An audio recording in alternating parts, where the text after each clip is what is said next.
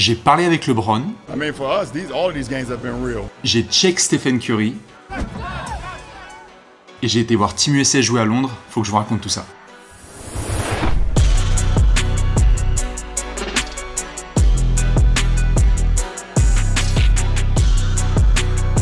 Ok, à l'occasion des JO de Paris 2024, Team USA était en déplacement à Londres pour 2 matchs d'exhibition. Alors je vais pas vous mentir, hein, de base, j'avais pas du tout prévu d'y aller, pour une raison qui est simple. En fait, on est à quelques jours des Jeux Olympiques de Paris 2024. On est en train de mettre un dispositif historique en place avec Trash Talk. Je sais pas si vous avez vu, mais en gros, on sera sur YouTube chaque jour entre 17h et 23h. Bref, partir à Londres pendant 3 jours, à quelques jours des JO, c'est pas l'idée du siècle. Mais à un moment donné... Shut up and take my money! Alors j'avais déjà fait pas mal de matchs en étant accrédité avec Trash Talk, vous le savez. Donc là, en étant accrédité, je savais un peu à quoi m'attendre. Mais en fait, j'étais pas du tout prêt. Mais alors, pas du tout. Être accrédité Team USA, c'était un truc incroyable. Arrivée d'Anthony Edwards sur le parquet, il est juste devant moi. Échauffement de LeBron. Là, juste là, devant moi, j'étais comme un gosse. Arrivée de Devin Booker. Bref, plein de stars qui débarquent.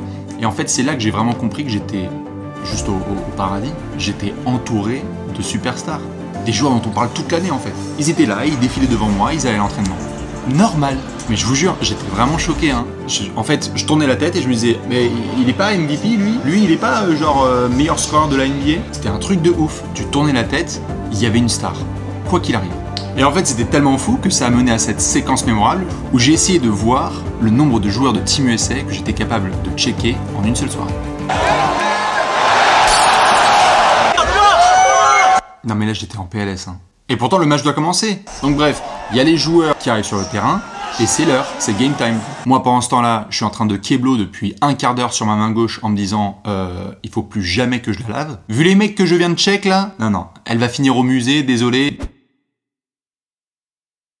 Petit hymne national, petit 5 majeur présenté, le match commence, et là en fait on se dit tous la même chose, ok ils sont sympas en face, mais c'est le Soudan du Sud. Team USA normalement ils devraient dérouler, mais en fait ils vont pas dérouler du tout. C'est le Soudan du Sud qui va grave dérouler. Alors même si LeBron démarre très très fort, et spoiler, ça va annoncer le reste de sa soirée, petit dunk signature, mais c'est le Soudan du Sud qui déroule. Intensité, énergie, jeu collectif, franchement ça se défonce, alors qu'en face Team USA ça traîne des pieds, ça revient pas en défense, ça attaque assez mal. Bah le Soudan du Sud mène quasiment de 15 points à la mi-temps. Et en fait dans la salle tu sentais que les gens ils étaient un peu choqués quoi, ils étaient un peu perdus, parce qu'on sentait que quelque chose de ouf était en train de se produire, et que littéralement Team USA en déplacement à Londres pouvait perdre face au Soudan du Sud à quelques jours des Jeux Olympiques. C'est pas rien quand même. Alors faut donner du crédit au Soudan du Sud, hein. Franchement. Ils sont incroyablement coachés par Royal Ivey, un ancien joueur de NBA. Ils sont déterminés, les coudes sont serrés, c'est grave des soldats. En fait c'est une des belles histoires du sport ces dernières années quand on connaît le contexte géopolitique avec le Soudan du Sud. Et alors forcément, bah dans la panique, hein, c'est qui qu'on appelle? Non, c'est pas Idriss Elba, c'est LeBron. King James. Et en fait, bah, le patron, il va nous offrir un money time de roi.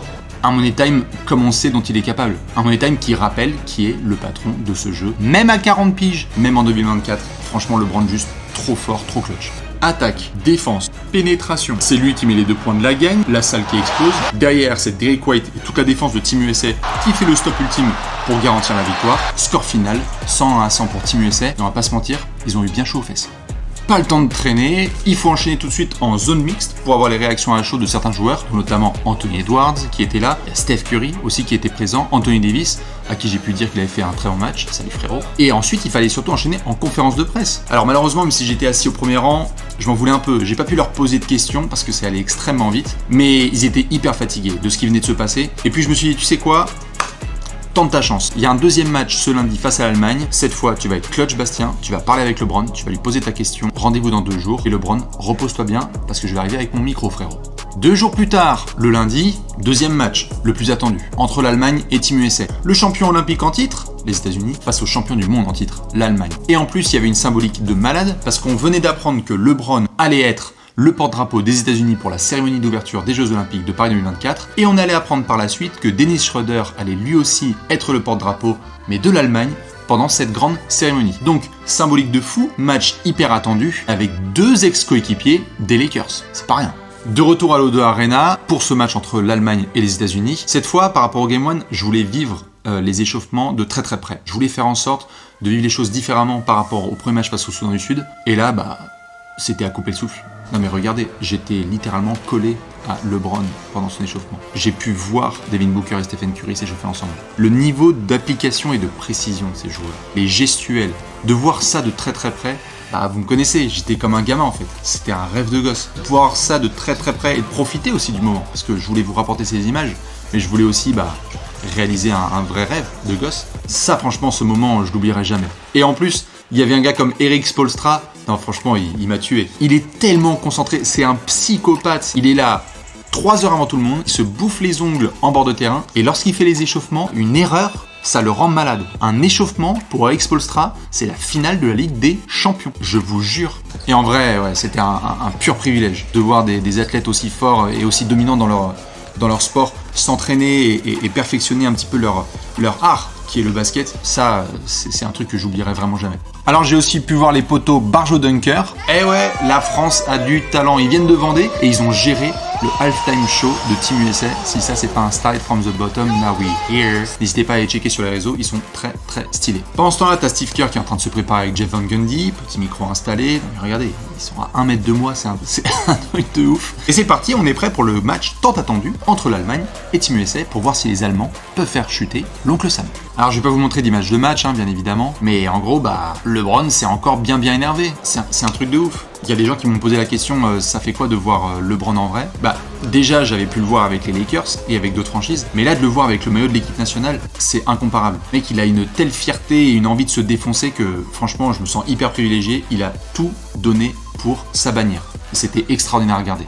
Des gros dunks pour commencer la partie. Anthony Edwards qui a lâché un dunk monumental derrière un contre de Joel Embiid. Les Américains, ils ont quand même eu très très chaud parce qu'en face, ça rigolait pas du tout. Il y avait des fans allemands qui étaient déterminés dans les gradins. Il y avait le roi Dirk Nowitzki qui était assis bien évidemment au premier rang. Il y a Dennis Schroeder qui a grave régalé sur le terrain. Les frères Wagner qui ont joué des coudes. Andreas Obst, je sais pas si vous l'avez vu, le mec il a vu Stephen Curry, il a fait Mein Bruder, wie geht's? Et on s'est encore retrouvé dans un money time ultra serré. Donc Team USA était encore mené au score dans le 4e quart-temps, mais patron un jour, patron toujours. LeBron qui a flex, il a été extrêmement clutch pour Team USA. Il a mis tout le pays sur ses épaules et il a dit venez me suivre, on va aller jusqu'à la victoire. Et il les a menés jusqu'à la victoire avec des paniers bien clutch. Score final 92-88, victoire au finish de Team USA. Merci LeBron. Alors là, je voulais pas louper ma chance. Là, je voulais ma question pour LeBron. Du coup, je fonce en zone mixte, je m'installe, ça joue des coudes dans tous les sens. Il y a 25 journalistes qui sont prêts à vouloir le King. Mais alors là, j'ai pas tremblé, j'ai été clutch et j'ai pu poser ma question.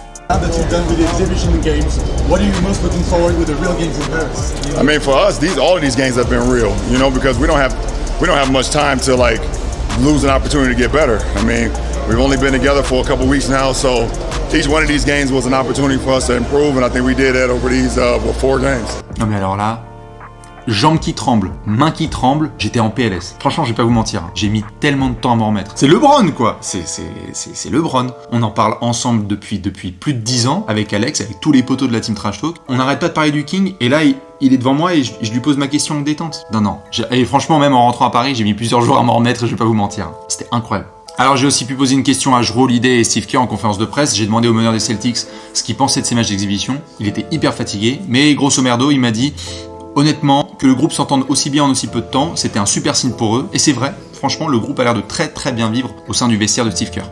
Bref, après ces 2 matchs de ouf hyper serrés de Team USA à Londres, l'heure était venue de quitter l'O2 Arena et de rentrer à Paris.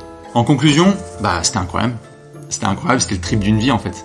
J'ai pu voir LeBron et lui parler, j'étais comme un gosse, j'ai pu check Stephen Curry et Kevin Durant, c'était un truc de fou. D'ailleurs, si vous voulez manger à la maison, c'est quand vous voulez les frérots. Et puis ma main gauche, je l'ai pas lavée depuis 5 jours en fait, je vais pas vous mentir.